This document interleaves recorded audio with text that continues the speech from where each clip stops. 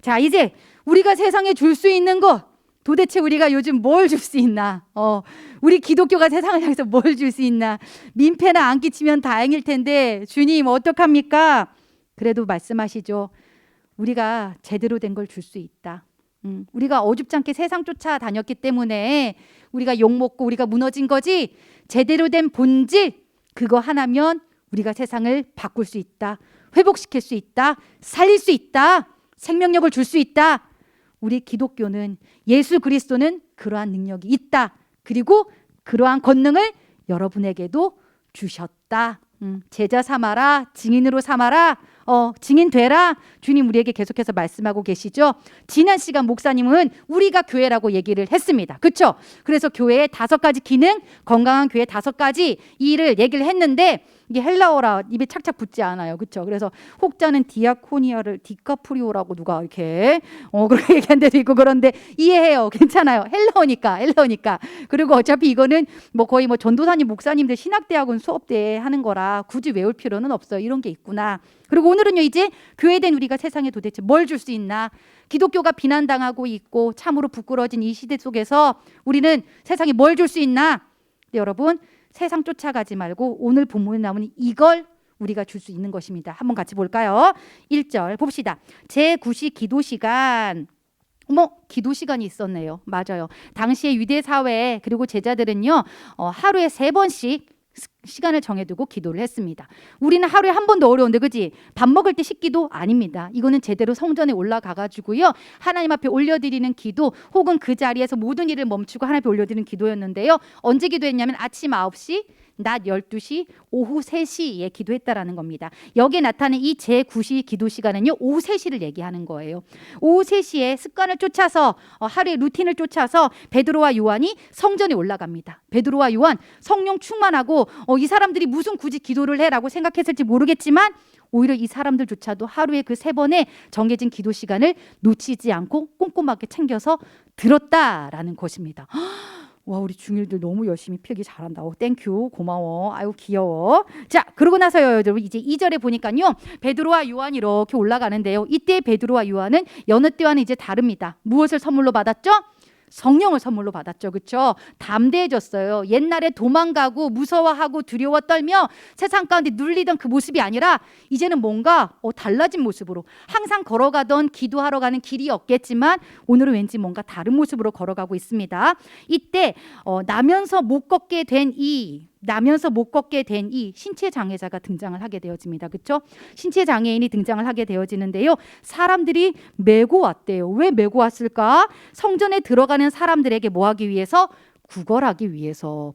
여러분, 지금도요, 전철역이나 이런 데 아침에 가보면요, 좀 뭔가 묘한 장면이 하나 있을 때가 있어요. 걷지 못하는 신체 장애인을 누군가가 데리고 와서 그 자리에 내려놔요. 그리고 그 앞에 이렇게 뭔가 이렇게 그릇 하나 같은 걸 놓고 가죠. 그리고 저녁 때 되면은 또 그 사람을 메고 가요. 물론 뭐 가족이고 지인이면 상관없겠지만 그런 사람들을 이용하는 나쁜 사람들도 왕왕 존재한다고 해요. 물론 여기에 대해서 이제 이 사람들이 누구인지는 성경은 밝히고 있지 않지만 이 사람은 어쨌거나 자신의 의지와는 상관없이 실려가는 불행한 인생을 살고 있었다. 그런데요, 이 성전에 구걸하기 위해서 날마다래요. 날마다 이 사람은 즉 누구였다? 항상 매일매일 성전 미문 앞에서 구걸하는 사람, 어쩌면 베드로와 요한보다도 당시에 성전에서 더 유명한 거지였을지도 모른다라는 사실입니다. 근데 여기요, 어디 앞에 뒀대요? 미문 동그라미. 미문, 이게 뭔 뜻일까? 미문요, 영어로 beautiful gate입니다. beautiful gate, 아름다운 문이라는 뜻이에요. 굉장히 아름다웠는데요, 이 성전이요, 당시에 성전에 굉장히 공을 들여가지고 성전을 만들었습니다. 우리가 교회라는 인식보다는 건물이 교회라는 인식이 있었기 때문에요, 이 미문을요, 금과 은으로 치장하여 만들었는데요, 높이가 무려 23m, 3m가 아니라 23m. 엄청나게 높죠. 그렇죠? 이중으로 된 문이었고요. 이 문을 열려면 남자 20명이 문을 열어야 할 정도로 굉장히 막 장엄한, 웅장한 그 사이즈가 어마무시한. 그래서요, 역사가 요세푸스는요 말하죠. 그 문보다도 더 화려하고 아름다운 문이 성전 안에 이 미문이었다라는 것입니다. 그토록 아름다운 문 앞에 대조적으로 누가 지금 있는 거예요? 세상에서 가장 초라하고 불쌍한 거지 신체 장애인이 앉아서 살려주세요, 동전 하나만 떨어주세요 라고 있는 것입니다.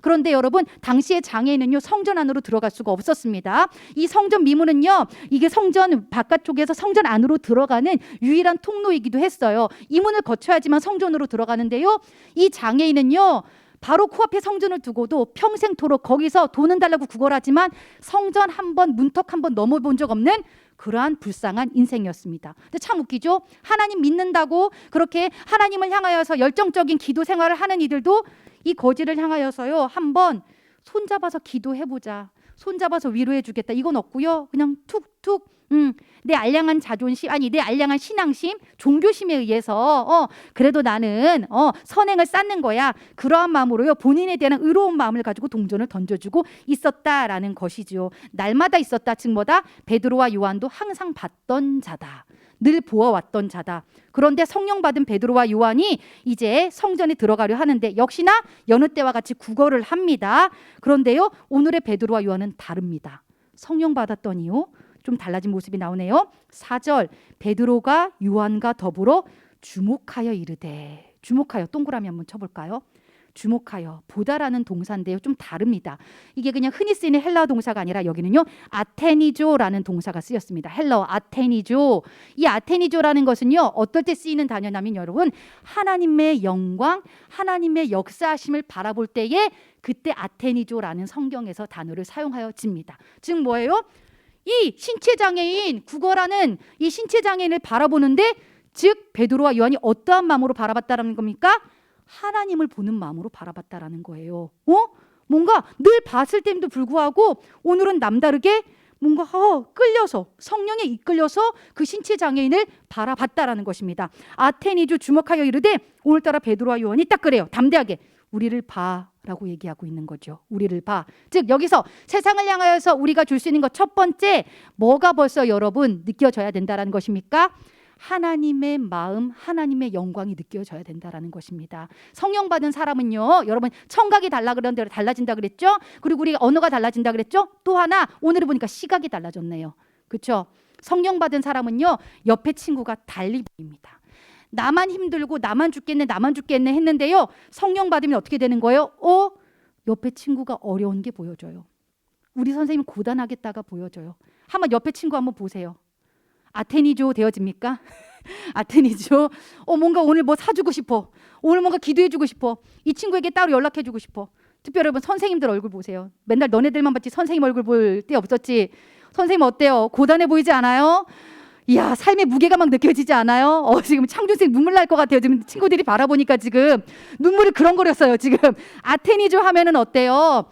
달라 보여요. 하나님의 마음이 느껴지는 시선이라는 거예요. 세상을 향해서 첫 번째, 우리는 시각이 바뀌어져서 세상을 바라보게 된다라는 거예요. 하나님의 영광, 하나님의 마음을 가지고요, 달리 보여져요. 그런데 대부분이요, 쟤 왜 저래? 안타까워, 신경 쓰여, 뭐야, 자꾸만 뭔가 내가 자꾸만 얘기 걸고 싶고 도와주고 싶고 같이 있고 싶고, 그 마음이요, 때로는 나의 사명이 될 수도 있다라는 거예요. 여러분 놓치지 않으셨으면 좋겠어요. 아테니조 해가지고 우리를 보라 그랬더니 그가 그들에게 무엇을 얻을까 하여 바라보고는, 그 신체 장애인이 나한테 동전 주려나 하고 5절에 보니까 이렇게 빤히 쳐다봅니다. 그런데 웬일입니까? 베드로와 요한에게는 동전이 없었습니다. 은과 금 없었습니다. 6절 우리 힘차게 한번 선포하면서 읽어볼까요? 6절 다 같이 시작.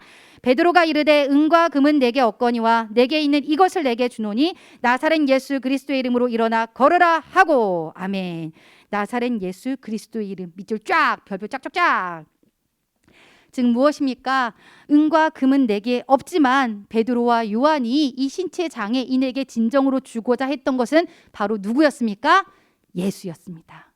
예수, 나사렛 예수의 이름, 나사렛 예수의 이름으로 일어나 걸으라 하고, 진정한 삶의 문제, 당신이 뭐가 필요한지도 알겠고 당신에게 지금 뭔가 문제도 아는데 그것을 해결할 수 있는 분은 바로 예수 그리스도밖에 없습니다라는 거죠. 근데 여러분, 우리가 오해하고 있는 게 있어요. 예수 그리스도의 이름으로 이걸 마치 주문처럼 사용한다라는 거죠. 그래서 이 본문을 오해해가지고요, 예수의 이름을 줘야 돼 그래가지고 가는 족족마다 예수의 이름으로 막 떠나 가라, 예수의 이름으로 회복되라. 물론 맞습니다. 맞긴 맞지만은요. 여기서 얘기하는 거는요, 여러분, 헬러 n이 사용되어집니다. 누구누구의 할 때 n, 영어로는 전치사 in입니다. 즉 예수 그리스도의 안에 있는 관계성에 근거하여예요. 내가 예수와 친밀한데 너도 그 주님하고 친밀해졌으면 좋겠어를 선포하는 거예요. 예수와 관계 맺어. 예수와 관계 회복돼.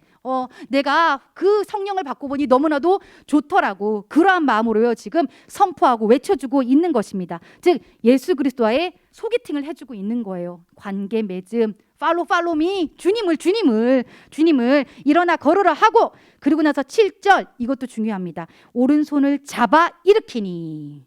자, 여러분, 우리가 세상에 줄 수 있는 것 달라진 시선으로 그들을 보고요, 예수의 이름을 선물로 주고요, 그걸로 끝나서는 안 됩니다. 오른손을 잡아 일으켜 줘야 돼요.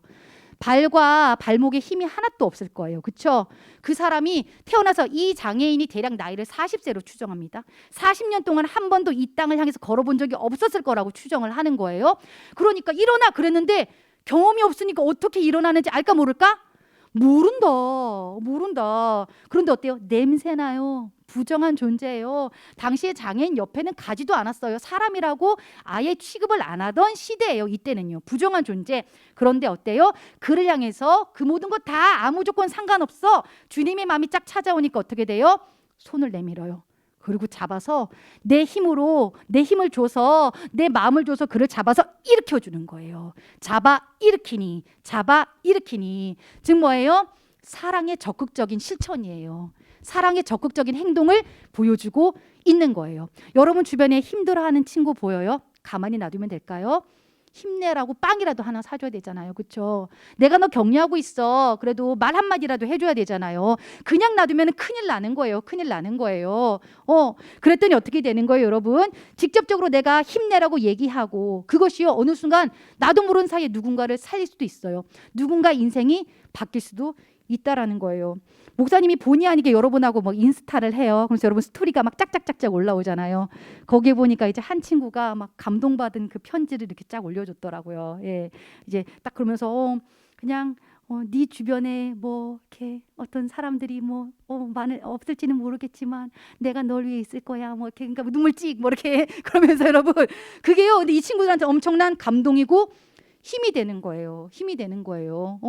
목사님한테도 목사님 힘내세요. 스토리에 그냥 이렇게 하트 하나만 꾹 찍어주고 목사님 힘내요. 그리고 부끄부끄 하면서 휙 사라져도요. 그게 나도 모르게 언제는요. 그게 엄청난 위로가 될 때가 있어요. 그런 거거든요, 여러분. 그렇기 때문에요. 우리는요. 살면서요. 하나님께서 보게 하시는 그 대상을 향하여서요. 보게 하셨다면, 자꾸 신경이 쓰인다면, 마음이 아프다면 가만히 있으면 안 된다. 가서 일으켜 줘야 한다. 여러분을 통해서 하나님께서 어떻게 일하실지 모른다라는 거예요. 이건 베드로와 요한에게만, 아니 여러분에게도 오늘날 일어날 수 있다라는 겁니다. 아픈 지체가 있다면은요, 간절히 예수의 이름을 힘입고 기도해 주세요. 힘들어하고 혼자 있는 친구가 자꾸만 눈에 보인다? 그러면 친구가 되어 주세요. 여러분, 선생님들이 너무 피곤해 보이고 힘들어 보인다? 자꾸만 그 다크서클이 눈에 거슬린다? 그러면 여러분이 가가지고 손 한번 잡아드리고 힘내라고 위로라도 해드리고 커피라도 한 잔 사드리는 거예요. 여러분, 사랑의 실천, 우리가 세상에 줄 수 있는 거 큰 거 아니다. 작지만 주님의 마음을 담아 주님의 이름으로 보여지는 그것을 실천하는 것이다 라는 것입니다. 뛰어서서 그러자 어떻게 돼요? 40년 동안 한 번도 움직여보지 못했던 그가 드디어 그들과 함께 어디로 들어갑니까? 8절에 성전으로 들어가면서, 수많은 하나님의 사람들이 그 성전을 왔다 갔다 했을 텐데 그 누구도 신체 장애인을 향해서 성전 같이 들어가 볼래? 같이 예배해 볼래? 같이 하나님 만나볼래? 얘기했던 사람이 있었다 없었다? 없었다라는 거예요. 왜? 부정한 자니까. 쟤는 원래 저런 거니까, 저주받은 인생이니까 내버려 뒀어요. 세상 사람들하고 똑같이 아싸하고는 안 놀아. 더럽고 취약한 건 만지고 싶지 않아. 나만 소중해. 나도 힘들어 죽겠어.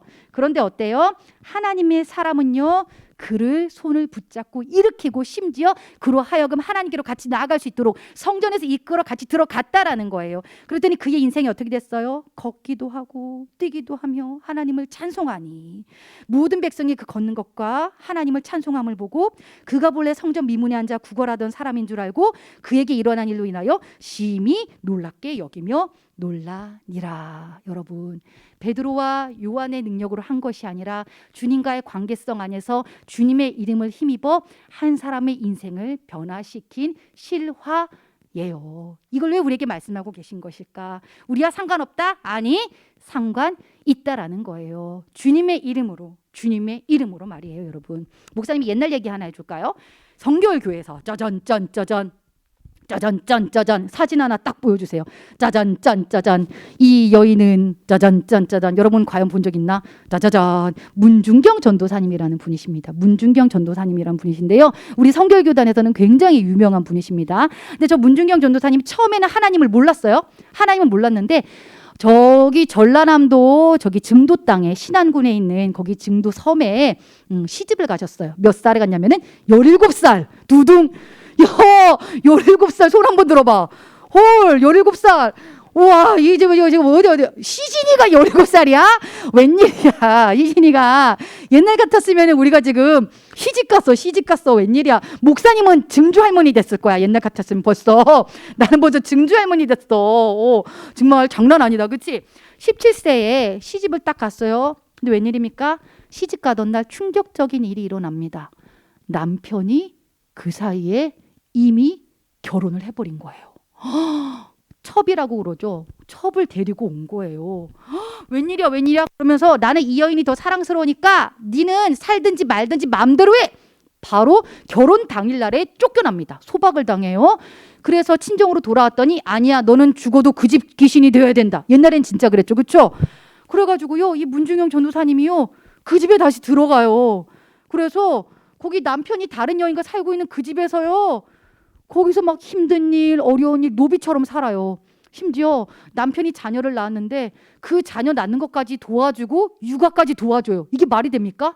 그러면서 맨날 구박을 받아요. 그 둘째, 그 아내한테 맨날 구박을 받으니까 동네 사람들이 손가락 찾기 시작합니다. 아우 저주받은 여자. 아이고 얼마나. 근데 솔직히 요즘 세대 같으면 누구를 욕해야 맞죠?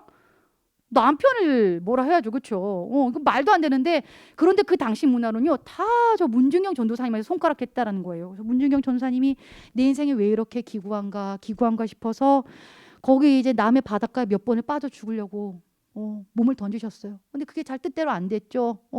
또 건전해지고 모래를 막 몇 번씩 뱉어내고 그런 경험을 했었대요. 맨날 울면서 혼자서 초라하게 옆에 사람도 아무도 없었고 맨날 죽을 생각만 하면서 그렇게 살다가 목포에 딱 한 번 나갔는데요.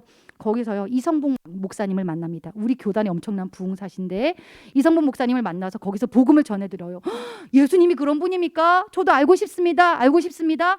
그때부터 성경책 한 권을 들고 막 성경을 읽으면서요 이 말씀 안에서 예수를 만납니다. 그러니까 너무 행복한 거예요. 이런 분이 계셨다고? 세상의 사람들이 다 나를 미워하고 다 나를 저주받았다고 손가락질 하는데 이분이 나를 사랑하신다고? 맨날 눈치 보면서 껌껌할 때만 다니고 죽을 생각만 했던 문중영 전도사님이 주님을 만나고 나서 달라지죠. 섬에 들어갔는데 이 여인이요 갑자기 달라집니다. 온 동네를 돌아다니기 시작해요.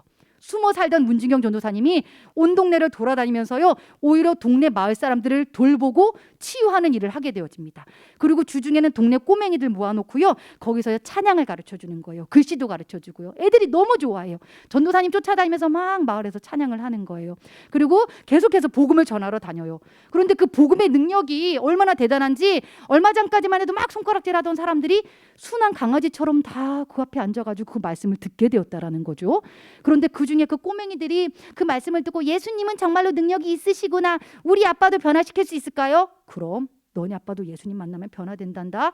꼬맹이 한 명이 눈빛이 초롱초롱해서 돌아갑니다. 이 아이의 아버지는요 어떤 상태였냐면요 당시에 여러분 알코올 중독자이자 담배 중독자였습니다.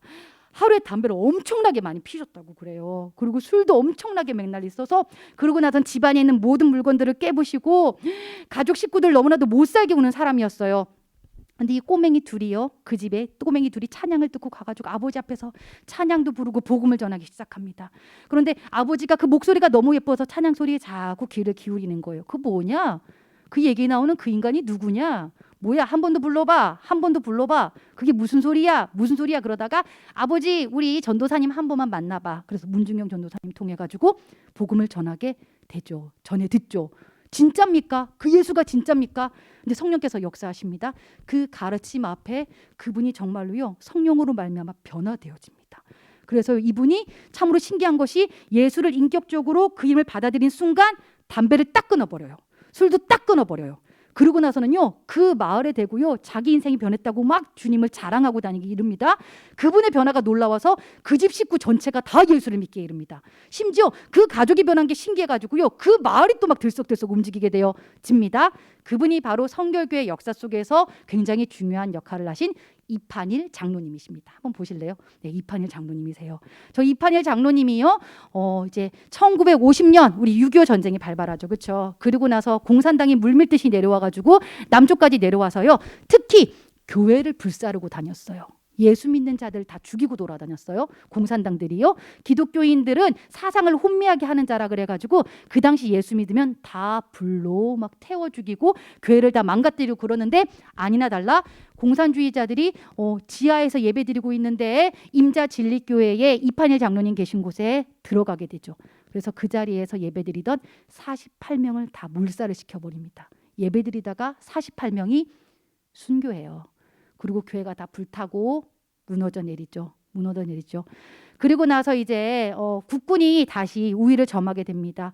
국군이 우위를 점하게 되면서요. 그 가운데 공산장들을 다시 한번 이렇게 색출하는 일들이 일어나게 되는데 그 국군 중에 한 명이 이판일 장로님의 아들 이인재 씨였습니다. 어떻게 했을까요? 우리 아빠 잡아 죽인 인간들 내가 다 그냥 잡아다가 완전히 내가 그냥 죽여버릴 거야. 작심 죽여버릴 거야. 가만 안 둬. 심지어 그 48명 중에는 이판일 장로님의 가족 13명이 포함되어져 있었습니다. 이 이인재 씨한테는요 공산당을 완전히 다 한 명씩 한 명씩 다 색출해가지고 죽이는 게 평생의 수건이었어요. 우리 가족 몰살시킨 그것들 내가 다 복수해버리겠어. 근데 진짜요 아버지와 가족들을 죽인 공산당들을 다 잡아냅니다. 다 색출하죠. 그리고 죽이려고 마음을 딱 모았어요. 그런데 성령께서 역사하십니다. 아들아, 사랑하는 아들아, 용서해라. 그러니까 이게요 죽이려고 마음 먹었는데 이 총시가 당겨지지가 않는 거예요. 아들아, 니네 아버지가 평생을 지켜낸 그 신앙이다. 예수는 살아있다. 천국에 소망이 있다. 니네 아버지 천국에 계시다. 그런 마음들이 들면서요 그냥 총을 덜컥 내려놨대요. 그래서 엉엉 울었대요. 그리고 용서하겠다고 그랬다라는 거예요. 이 더러운 것들아 용서한다 뭐 이런 거겠죠, 그렇죠? 용서할게. 그런데 그 공산당들도 그 자리에서 은혜를 받았어요. 성령을 받았어요. 그 자리에 죽을 뻔했던 그 공산당원들이 전원 예수를 믿고 세례를 받게 이르죠. 그리고 그들이 임자진리교회에 다시 재건되어지는 그 가운데에서 성도가 되어집니다. 그리고 그 이인재 씨는 결국 성결교단의 목사님이 되세요. 그래서 여러분 그 다음 지금도 있는 임자진리교회, 저 진리교회가 본격적으로 세워지게 되는데요. 문중경 전도사님, 이판일 장로님, 이인재 목사님을 통해서 연결되어지는 저 신앙의 고리가요. 증도 땅의 90%가 기독교가 되어지는 놀라운 일들이 발생되어집니다. 소방 맞고 너 인생 저주받았어. 사람들 눈 피해서 죽어가던 그 여인이 예수의 이름을 힘입었어요. 그랬더니 어떻게 돼요? 남을 축복하는 인생이 되죠. 남을 살리는 인생이 되죠. 그리고 역시나 죽어가던 그 지역의 이판일 장로님을 또 전도를 했는데 그분이 또 복음의 열매가 되어져서 순교까지 하게 되죠. 문중영 전사님도 물론 순교 당하셨습니다. 신앙을 지키다가요. 근데 그 열매가 그 지금 남쪽에 지금 복음화율이 굉장히 높아요. 그분들의 그러한 헌신된 모습들, 그분들 안에 예수의 이름이 있었기 때문입니다. 금이 있었나요? 은이 있었나요? 복된 인생이 있었나요? 성공의 인생이 있었나요? 아무것도 없었죠. 오직 예수의 이름. 근데 그 예수의 이름이요, 사람의 인생을 변화시키고요, 사람을 살리고 있더라고요. 문중경 전도사님 일화 전에도 한번 말씀드렸죠. 아픈 사람이 있는데 증도 땅에서요, 여러분 의사 선생님을 만나러 못 가요. 병원을 못 가요. 약국을 못 가요.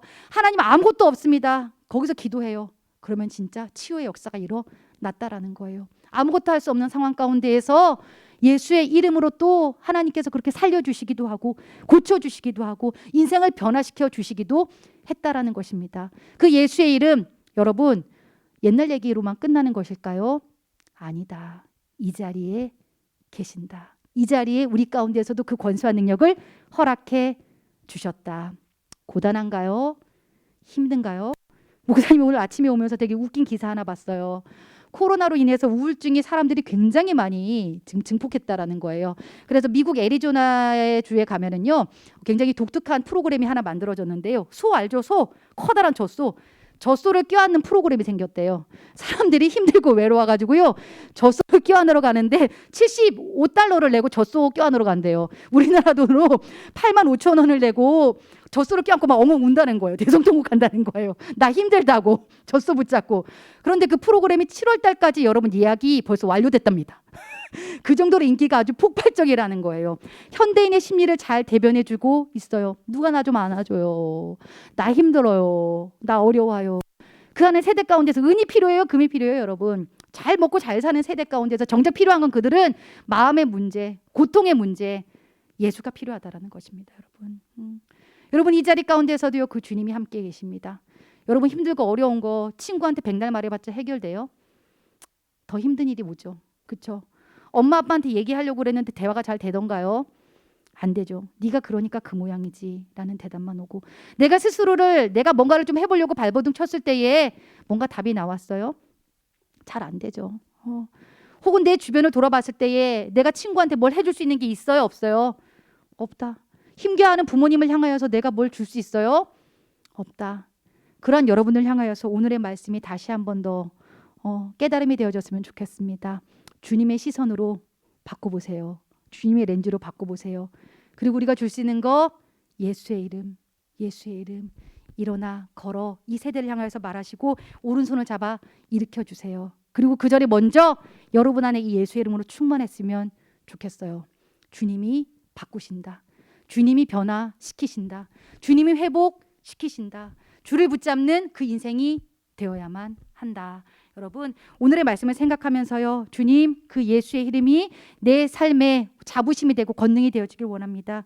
그리고 뿐만 아니라 내 주변을 향해서 이제는 그 예수의 이름으로 선포하며 치유하며 고치며 살리는 권능의 제자로서 살아갈 수 있게 도와주시옵소서. 이 시간 여러분 우리 잠깐 짧게나마 기도하도록 하겠습니다.